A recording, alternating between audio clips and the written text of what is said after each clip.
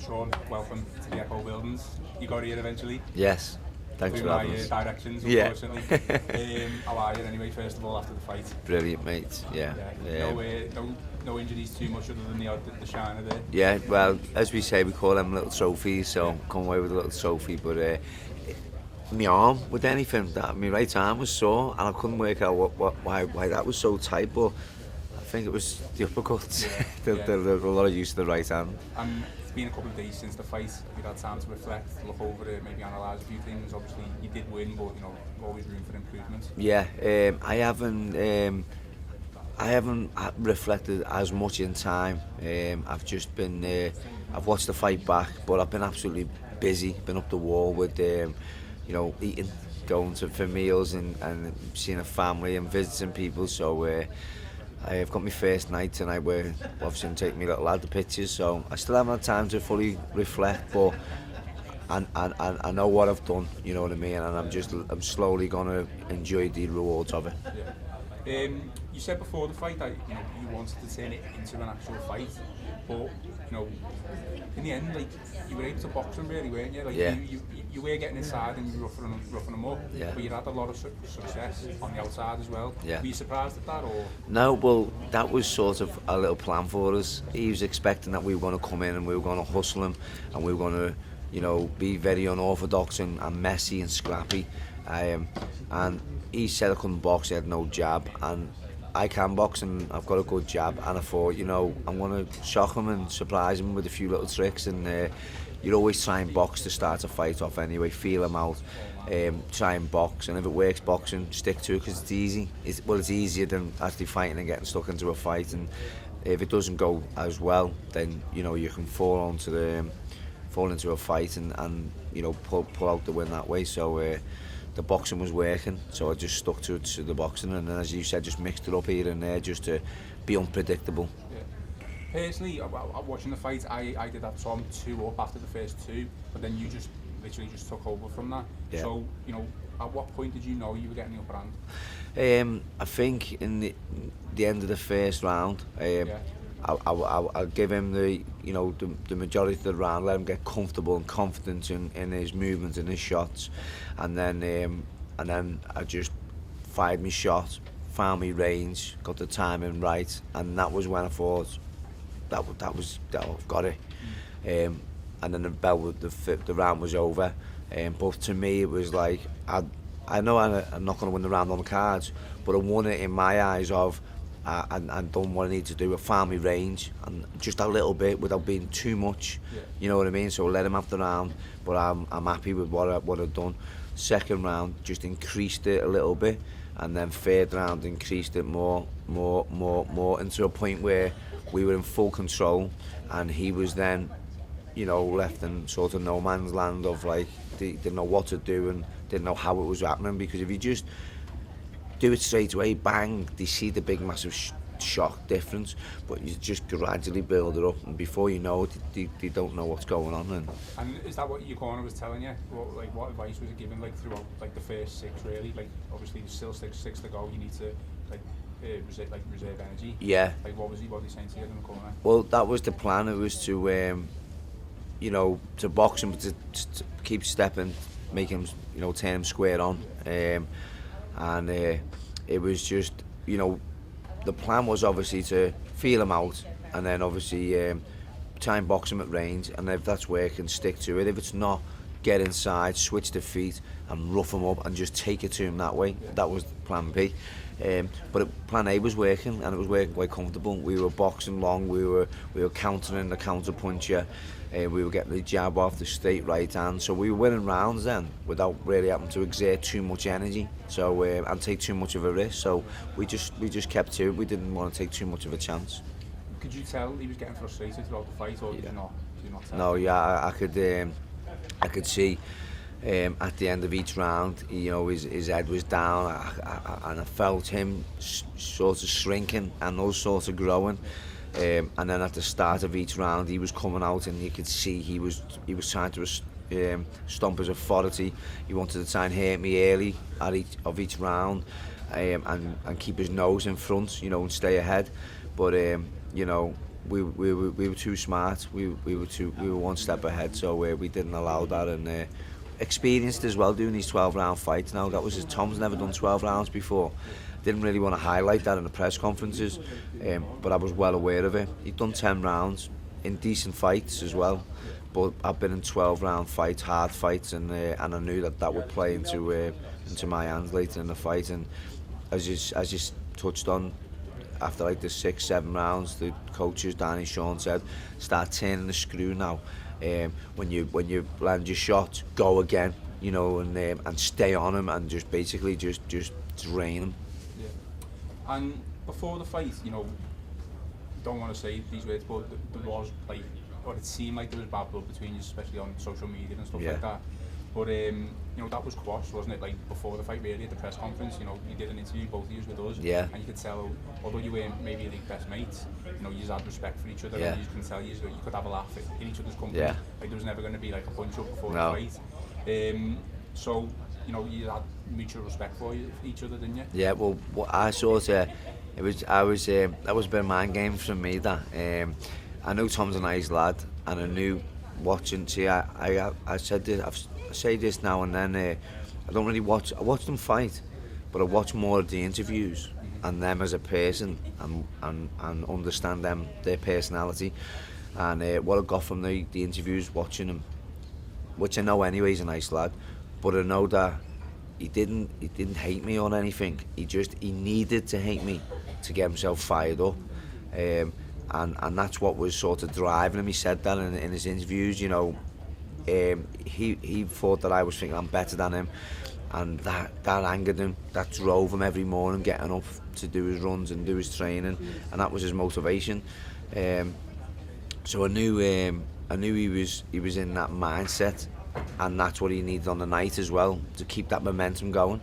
So literally the way in that was the day before the fight, I seen him and it was perfect. Yeah, Tom, come over, come and join us in the interview, and I could see his face, and I'm all just dead relaxed and happy. Come on, get in. Didn't want to, but I got him, I forced him into it with the media work, you know, and then we had a crack, laughing a joke, and I was trying to soften him up, trying to play with his mind, you know, and basically just, you know, take him out of that mode, that focus, you know what I mean, that he wanted to kill me. I mean, obviously the weigh-in, like you just mentioned there with the Preno, you know, you came in with a nappy on. Like, I was watching that, and he was laughing his head off, almost laughing his head off. Obviously, when you're laughing at someone like that, you know, you're not going to be angry at them, are you? So obviously that was a really good ploy, and it worked to some extent. Yeah, that's it, and the picture with the Bo Selector as well, he you know, I'd started off with the dummy, the eyelashes, and he bit to it, and he weren't happy. He come back with Bo Selector, and I dressed up as Bo Selector, so I played me role there, and he must have been thinking, you know, he's got another one up on me. I played to the crowd, the fans do love it, and then I thought, I'm not going to repeat Bo Selector the way, and I'll turn up as a nappy, dummy in. And he was laughing, and he was probably growing on me a little bit more going into the fight. And then when we got on the fight, it was just, you know, flip the switch and just break his heart. Just a quick word on Stalker then. You know, he's had a really good amateur career. He's come into the pros. You know, he suffered a defeat there. Where do you think personally, from your point of view, where does he go from here? Can he come back from that loss? Anyone can, you know. Years ago, a loss and you were writ off. There's so many, the lightweight division's stacked. There's so many great fights out there for him, and you don't lose one and then necessarily learn everything you need to learn from that one fight. You know, you learn. You're always learning, and the more losses, the more lessons you learned. And he could have the loss from Craig Evans, he could have learned something from that. The loss from Cattle, he would have learned something from that. And the loss from me, he would have learned something different again from that. And if he puts all of them losses, them lessons together, along with, you know, whatever other lessons he's learned via camp and preparation, then I did say in one of the interviews, maybe one day it might just all sink in, the penny will drop, and he'll just be a different polished off fighter. So me personally, I'm not one to quit, I'm not one to give up, so I wouldn't. you know, I would make sure that I want to finish on a high. Really examine his performances and understand why he's losing, you know, and I've seen a lot of flaws in him, so I could tell him them to say, look, improve on that and see how you go. Don't try and change too much. Just change one, get that right. Change that, get that right, and then see how you go. But I wouldn't pack in if I was Tom. But it's his decision, you know what I mean. And I respect him beforehand, respect him afterwards even more so, because he come in and he said that was a great fight and I was a great boxer. So that was nice to hear that from Tom. So I wish him all the best. I really do. Just looking then at your career as a whole, you came to the game a bit late. Yeah.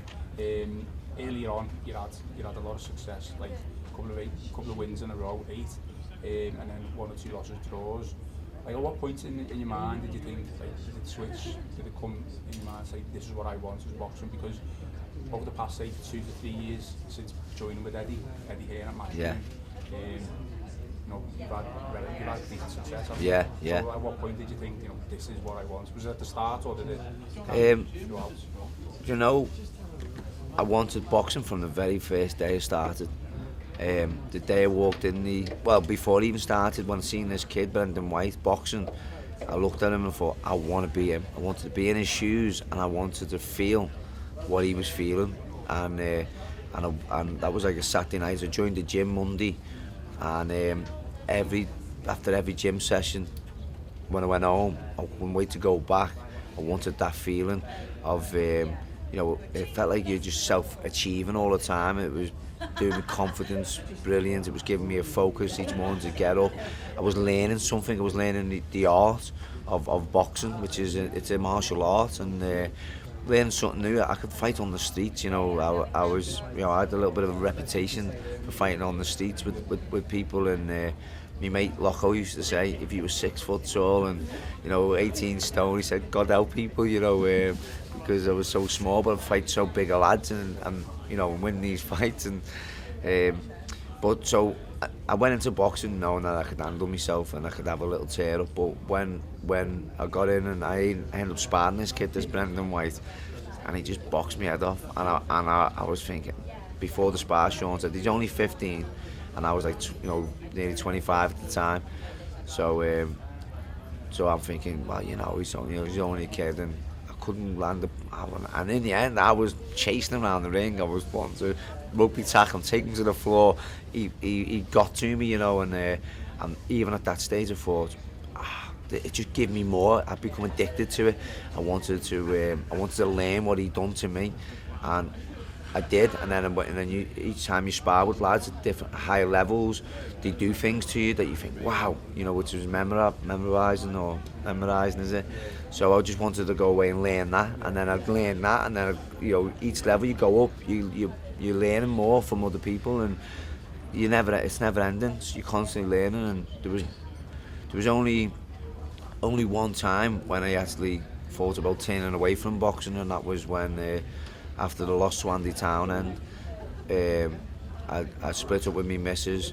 I'd moved house, and I was really low. I was really down on my luck, and boxing weren't, you know, the wages weren't great, and I hadn't boxed then for a while, and I just thought, you know, I'm struggling financially.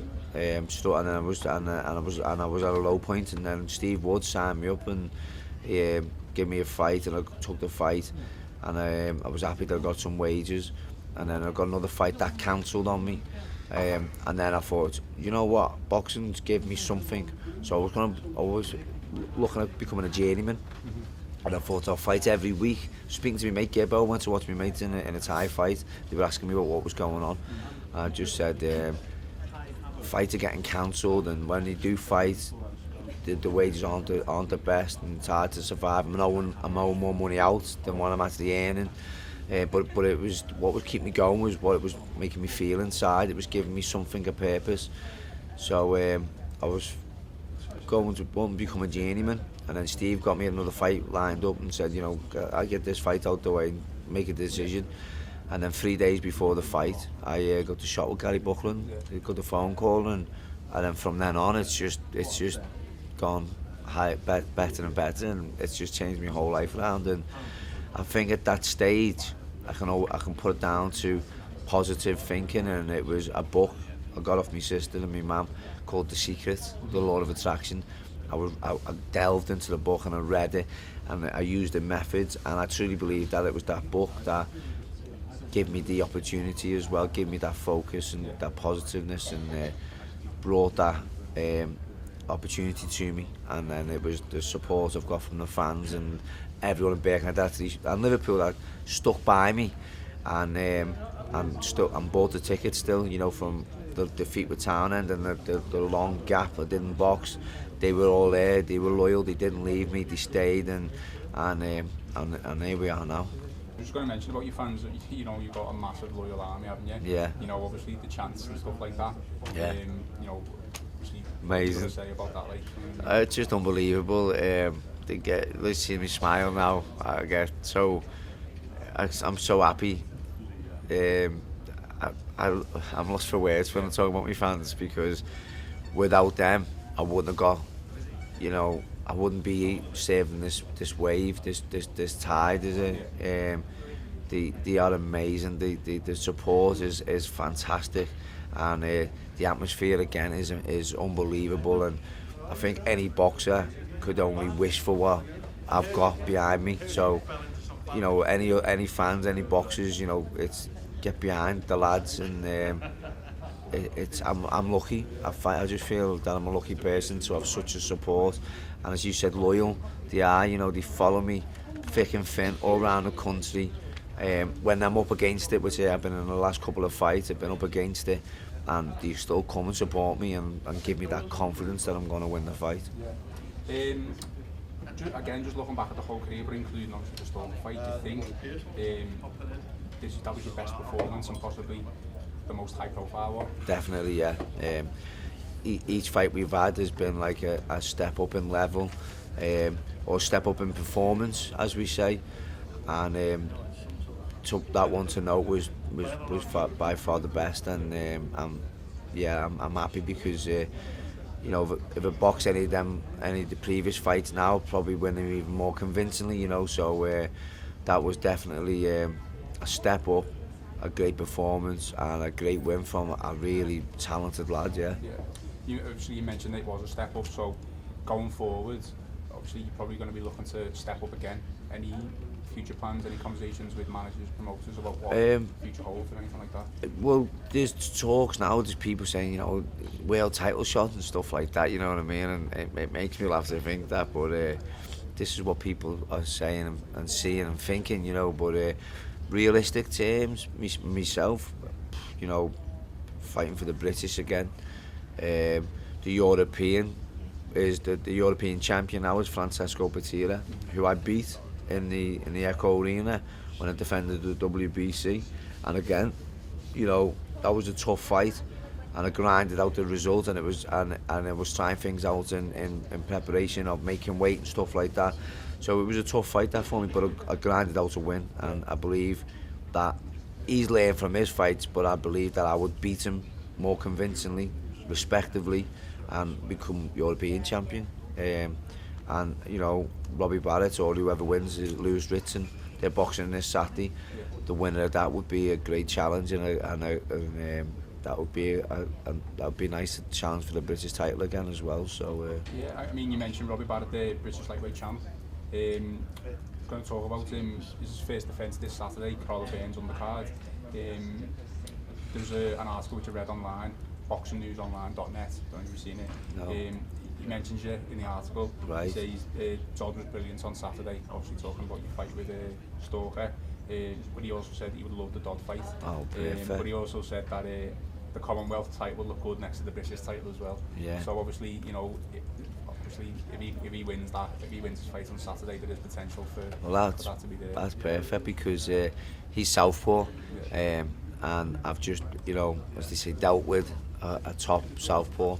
So that will set up preparations perfectly to go and fight Robbie Barrett Yeah. for the British, being a southpaw. You couldn't plan it any better, could you, really? So Robbie Barrett would be a better option, realistically. Go and get the British, which rightly so should be mine anyway. So to win the British Commonwealth, you know, I've beat the European champion who is now Patira. You know, he might want the rematch in the future as well. So plenty of options out there for us before we go and win a world title. And I mean, obviously he's not directly calling you out, but is it nice that, you know, people like that are mentioning your name, saying how well you did on Saturday, and Yeah. saying he wants to fight with you as well? Yeah, of course, yeah. You know, you don't have to go chasing these people. You don't have to go calling them out. Yeah. They're there. They're talking about you. They're saying that they want to fight, and I'm hoping that I get the fight. So you know, that's what sort of I had hoped when people were asking. I was like, you know, I'd love to the British, love to fight if he wins against Lewis Ritson, but it's a tough fight, you know. So you know, if he wins, then I'm more than happy to take the fight, because I've just done a southpaw, and as the fight went on with Stalker, things were getting better and easier. So I will take that momentum into that fight. If he doesn't win and it's Lewis Ritson, and then hopefully Lewis Ritson, well, having the Commonwealth, it gives them an incentive to come and fight the bogeyman. Yeah. And you mentioned the momentum that you're in at the moment, that you've got. In the near future, or do you see yourself staying in the division that you're in now? Or do you see yourself moving up or anything like that? Or like Yeah, I don't mind. Like, I do lightweight easy enough. I would like to increase a bit more power into punches now. As you step up and level, opponents become tougher. So you wanna obviously increase power. So with that, with the team we do down Peak Performance, you know, there is room for growth. So I could grow a little bit, finish off at lightweight, and then maybe go on to light welterweight, maybe, because, you know, I'm tough, you know what I mean, and I'm quite strong at lightweight. So, you know, I don't think it would be too much of a big ask to move up to light welter, but, you know, do it on a gradual stage, you know what I mean, as we move up in levels, move up gradually in weight, you know what I mean, and see where we go from there. But even super feather, I wouldn't like to do that because it's hard work, but I was 9'3" on the scales, you know, with a big nappy on, so you know what I mean, you could probably make super feather, but I don't really want to do that because that's just too much, you know. I like my food, so I'm happy where I'm at now, and I'm happy to go like welterweight, yeah. Brilliant. Just want to talk about a few other boxers, really. What did you make? Did you watch any of the other? Yeah, I cards? watched the card. Yeah. What did you make of, obviously, the other fights? Like Rocky feared them first. Brilliant. Yeah, he's moved with MTK now, and with Jamie Moore, and big fan of Jamie Moore, and his jab and he'd see it change a lot. When you move places, sometimes it might take a fight or two to notice the odd change, but you could see. He looked a lot more. It looked like that he settled there a little bit, you know what I mean, and he was a lot more calm, and he was devastating as well. You know, he was a challenge, that Brophy, and he dealt with him, you know, in good fashion. So. And it was a difficult night for Farrell, really, with O'Hara Davis, wasn't it? Yeah, it was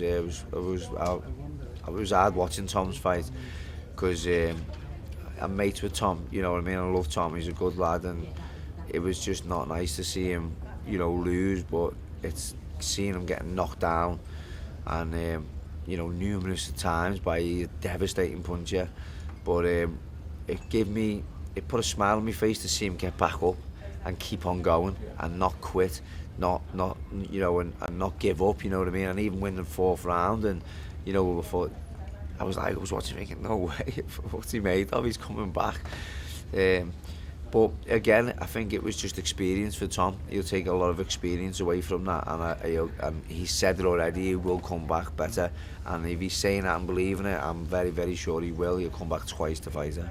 A quick word on, excuse me, Butler and Fowler. Obviously, both got wins as well. Yeah. Fowler just starting out really in his professional career. Butler looking to move on to a world title next. Yeah. Fowler, the machine. What a character. He's a great guy. Love Anthony Fowler. A lot of time for him as well. He's got a lot of time for everyone else as well, and he is a future, you know, he's going to dominate. He is going to dominate. He knows how to do everything in and out of the ring. He's got it all. And his fight as well was interesting because I thought he might be in for the tough one, and that kid was quite confident that he was going to make it a fight with Fowler, and Fowler can't punch, and we seen from round one it was like Tom and Jerry. Fowler hit him, chased him around, but you can see he didn't just go too eager, headhunting, body shots, and it was a great performance from Anthony Fowler. It was a real joy to watch, so made up for him. And Butler, great performance from Butler. I think he nailed it. Tactically and technically, he was outstanding. Punch perfect fight under Joe Gallagher as well. I think they're working a little dream there. They work a treat. So good things for Paul Butler to look forward to. And I believe, he dealt with a tough man, an experienced man. And he done it he done it in great fashion as well too. It was quite clinical. So another local fighter, Natasha Jonas, got a win as well. Starting out in her career. What do you make of that, and women's boxing as a whole, really? Yeah, Miss GB. I'm out school, so I'm not.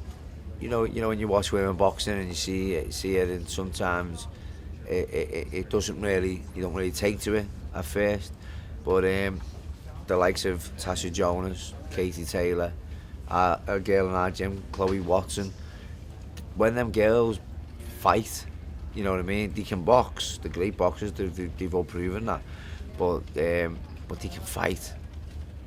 They're exciting to watch as well, you know what I mean, they can really fight, and they're no different than watching the men, no different whatsoever, they're very good. It's just like watching a proper fight, you know what I mean? So I'm a big fan of Tasha, and I like what we see from Katie Taylor. Them two in the future will be a massive fight, just as big as any lads fighting, you know what I mean? They will be massive. So they're leading the charge for female boxing, and I think it'll be big. Yeah. We'll just finish off here, but quickly, I mean, are you a fan of boxing in general? Not a stupid question, but you watch boxing when you're not? I never used to. No, I was never interested in it. No, never. It just wasn't. I just didn't have no. You know what I mean? I was a street rat. I was too busy on the streets with the lads, and up to no good. So I went. I only ever knew of like Mike Tyson or Ricky Hatton. You know what I mean? Because they were massive, and if you knew that they were fighting at the time, it'd be one of them would try and get a sit off somewhere in someone's house, you know what I mean? You've been going round the houses of people and you try and get in and try and see if they let you in for the fight, you know what I mean? Early hours in the morning, but it was hard, I never really got to watch them much, but I sort of only knew them, but never a big fan, no. And it was now, yeah, that's all to watch. I love watching Box Nation, love listening to Steve Bunce, Steve Ellis, and Barry, little Barry. So it's boxing now. I live and breathe it. If I'm not watching boxing, I'm watching the Dog Whisperer or something. So I do love boxing now, and I learned so much from it. It gave me so much in life. So the better a boxer I can be, the hopefully the more chance it'll give me a better life and for my family and the kids. We'll finish off here as well, but Tony Bellew been announced in a massive fight. 17th of December. He won the first fight. How do you see the rematch going? I think it'll go more or less the same, to be honest. I think Tony's got his number. Tony's boxing is very underrated because he's the bomber and he gets in a war and he blasts them out. But he showed skills that night. He made before his foot went in the 6th round. Tony was boxing his head off, and then when his foot went, Tony got a bit gung-ho and wanted to take him out, you know what I mean? And that's why he got a bit gassed, and that's why it went a little bit longer than what probably it should have. But I think Tony's too good. He's very good, and I think Tony will probably take him out. don't know. Tony's like a bit like myself, and I think Tony would be happy to beat on him for a couple of rounds only, and I'm really like make a point of it, you know, that he's levels above him, and it's time for him to retire, you know, and David Hayes give it his best to boxing, and I think now maybe it's the hunger, it's just not there for him, but we might be wrong. He might come and show his experience, and you know what I mean. But I'm fully confident in Tony. He's too strong-minded, too clever, and he's too good as a boxer as well. And the size as well. I was quite surprised about the size. I thought Hay was a lot bigger than Tony, but you know, Tony was like the same height, maybe an inch taller. You know, so when I seen him at the head-to-head for the very first time, I thought, wow. But did people, you know, what I did say on the radio to Stephen, I said, you know, he will win, Tony Bellew, and a lot of them were all with David Hay, but I said, nah, Tony will win, and he won. And when we went back on the radio, they were like, you said it? I said, I know, yeah. So, and I was a bit unsure, but it was when I seen him head to head, and I thought, nah, Tony, he'll have this, yeah. I thought Hay would be too big, and would maul him, but nah, Tony's a big lad. Just another rematch as well, featuring our local fighter, Liam Smith. Did you see the last fight? Yeah, Liam Williams. brilliant. So, that's in November, I think it is. How'd you see that one going? Again, you know, I'm going to put myself on like as a boxing fan, and it's a pick and fight, isn't it? As they say, you know, Liam Williams is big, he's strong, and I think his experience, he was a bit too eager and a bit too busy in the earlier rounds.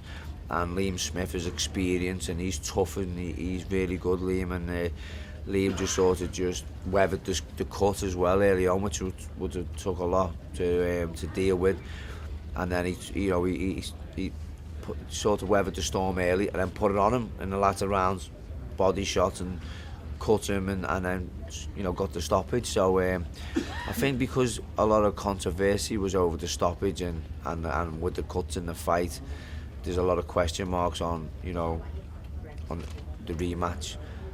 Me, you know, I like Liam Williams. I've met him. He's a nice lad. But me, I think Liam Smith wins. You know, he's too good, too experienced. I don't think he'll let him get it too ahead in this rematch. I think he'll start strong, start sharp, and I'm not sure how he'll win. Whether it be an early or late stoppage. I think it will be a stoppage because the way the two fight, they clash. I think it's guaranteed to be a stoppage for Liam Smith. Don't know what round, you know what I mean, but it's a real good fight, Dan. I'm really looking forward to it.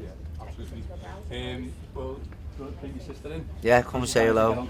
Yeah, she's just had her hair done, so come on, get it with your hair. She only owns a salon, a hair salon. Shut up.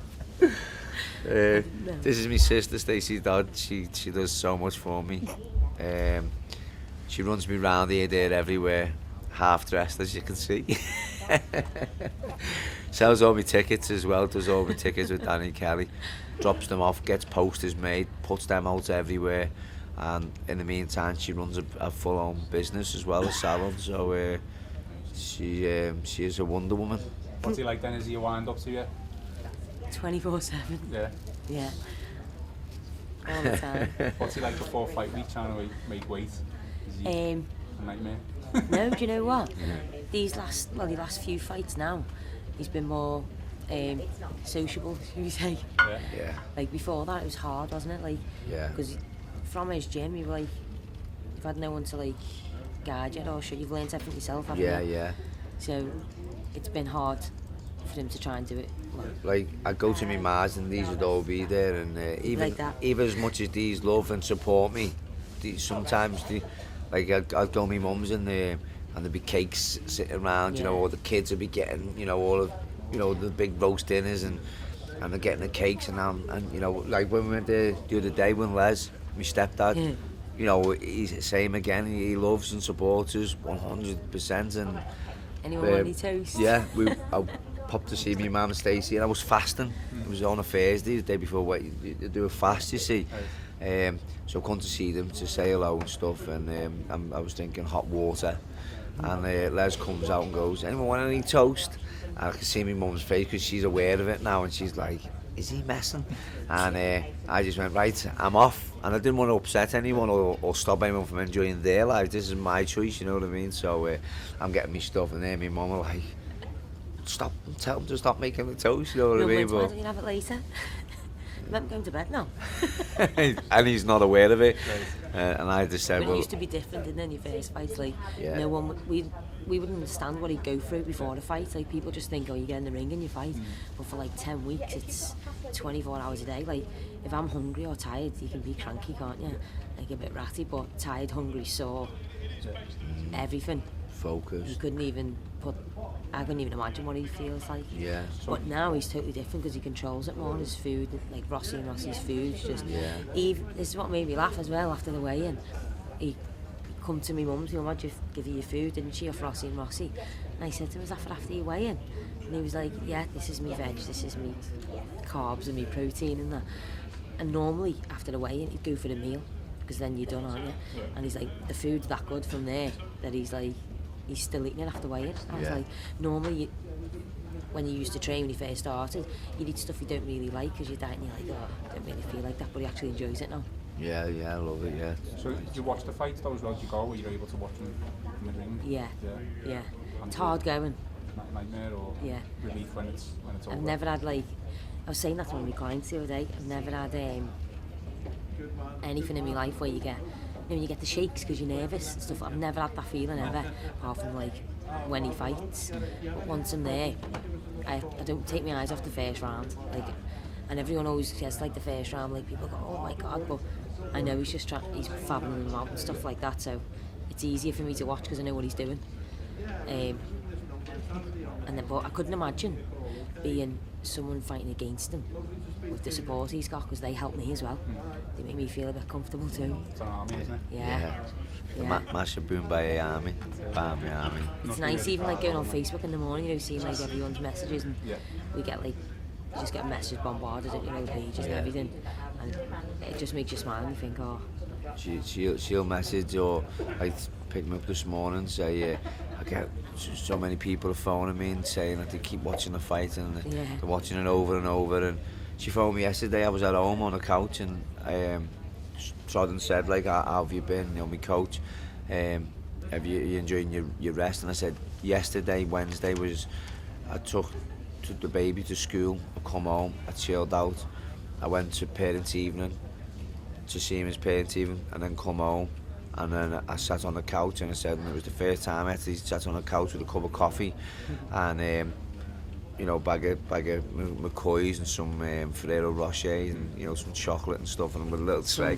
And I sat there with the tray and I just looked at the tray and thought, oh, I can eat that. I didn't know what to start with, and put my pyjamas on, put my feet up, and I thought, it's the first time since the fight I can actually sit for 5 minutes and just put my feet up and just literally just relax and chill. And then it was nice. I got a phone call from Stacey then to say there was a young lad in the barbers, weren't they?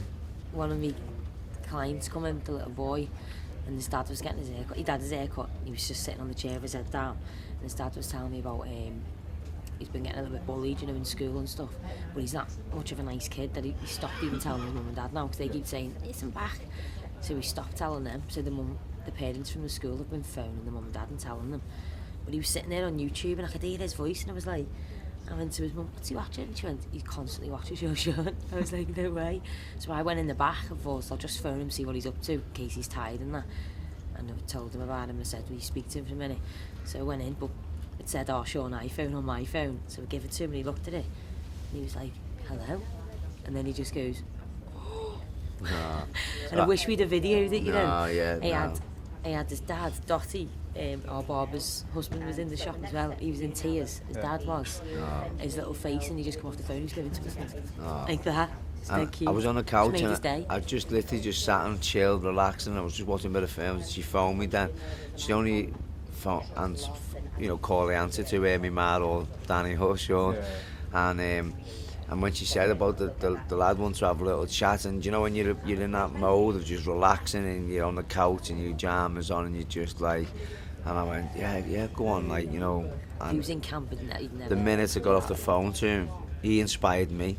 I got off the phone and I thought, you know what, that's just made my day. That you know, to speak to him, to see hear his, you know, his smile, or just hear his tone of his voice. He made someone's day. He made my day, and I wrote a status then, didn't I? Gutted I never filmed it, you know, but I get the cameras. Yeah, but you've got the memories, haven't you? Cute, but he made me then appreciate my fans and life again.